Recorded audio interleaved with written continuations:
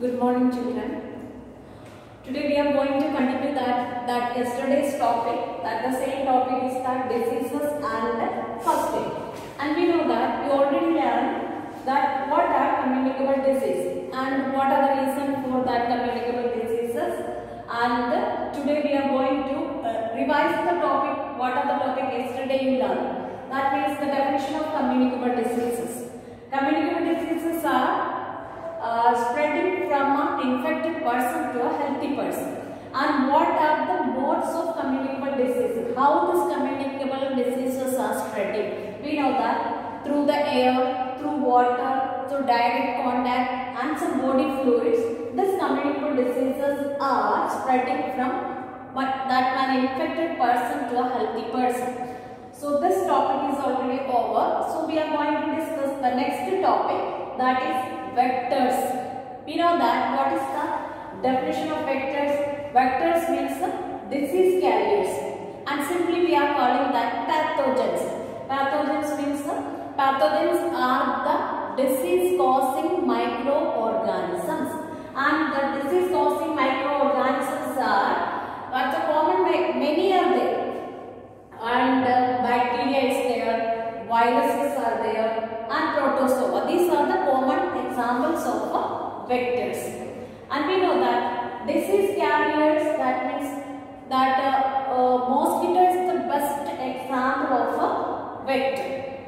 And mosquitoes are carrying, we know that the malaria causing vector that mosquito is carrying, and this virus, that means the mosquitoes are carrying the germs of that malaria, and this malaria patient, and means this mosquito example, the good example of a vector is a mosquito, and this mosquito is carrying the germs of malaria, and when this mosquito is feeding on the blood of a malaria patient, feeding to the blood of a malaria patient, and what is happening there? And this germs, that means the germs of the malaria, that is getting into the body of mosquito, and this mosquito carrying the germs, and that will be transferred to the another person. That means when the mosquito will bite into the blood of a healthy person, then automatically the germs are transferring from the malaria patient to the healthy person. So the mosquito is the best example of a vector. Clear? The next is then, and we know that mosquito is the one example, but many examples are there. We look at the book, that is page number 137, and the other examples are ticks, flies, sandflies, fleas, bugs, bats, dogs, and monkeys. These are also included in the form of vectors. They are also spreading that diseases, or they are acting as a disease carriers. So clear these vectors, and the next topic is how we can prevent the diseases. That means especially communicable diseases. How we can prevent the diseases. And we know that the two main processes are mentioned there. The main is that prevention, the proper sanitation. Proper sanitation is the first method of prevention of diseases. And the second method is hygienic condition. That means hygiene.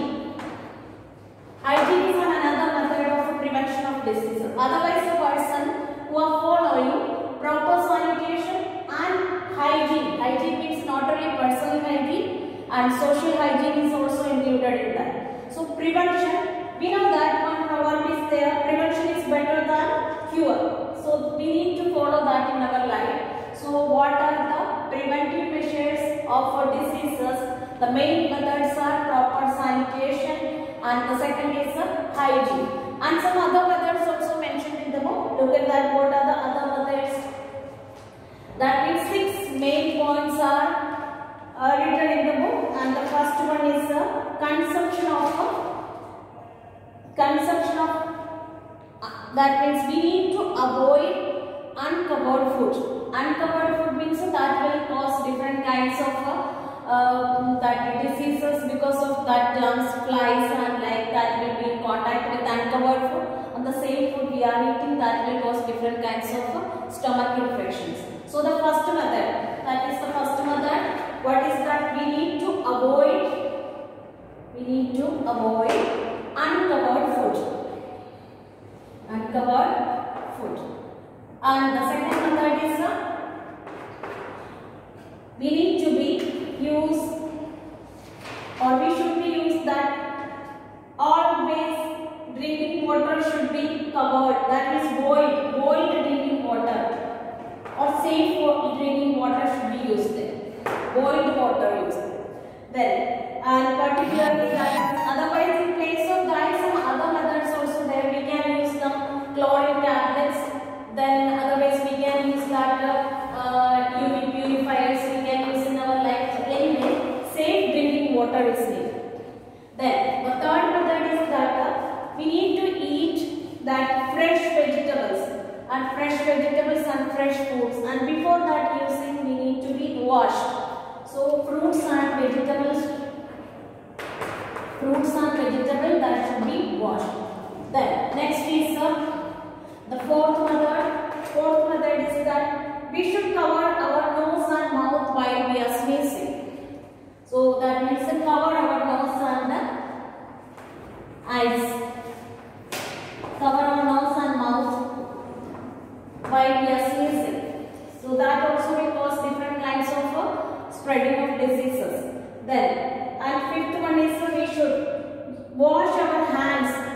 Wash our hands before and after using toilet. Wash our hands before and after using toilet. And the last one is we need to clean our surroundings. That's the last method. Sixth method is clean our surroundings. So these are the 6 main methods for prevention of diseases. And the main method is, we know that, proper sanitation and hygiene. And these are the main parts of that: proper sanitation and hygiene, and avoid uncovered food, and we need to use boiled water. That means safe drinking water is needed. And fruits and vegetables before we are eating, we should be washed that. Cover our nose and mouth before sneezing. That means whenever we will sneeze, then wash our hands. So these are the methods. And the last point of this natural defense or immunity. We know that in our Bible we have some natural defense. Our body is having some antibodies.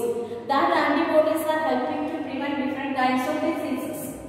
And we know that in our blood WBC is there. WBT is also acting as a defense system of our body that will have the capacity for killing different germs, bacteria and disease causing organisms. So that are in the form of natural defense. That means that is already in our body by birth. And immunity, that means we can acquire some immunity through the process of vaccination.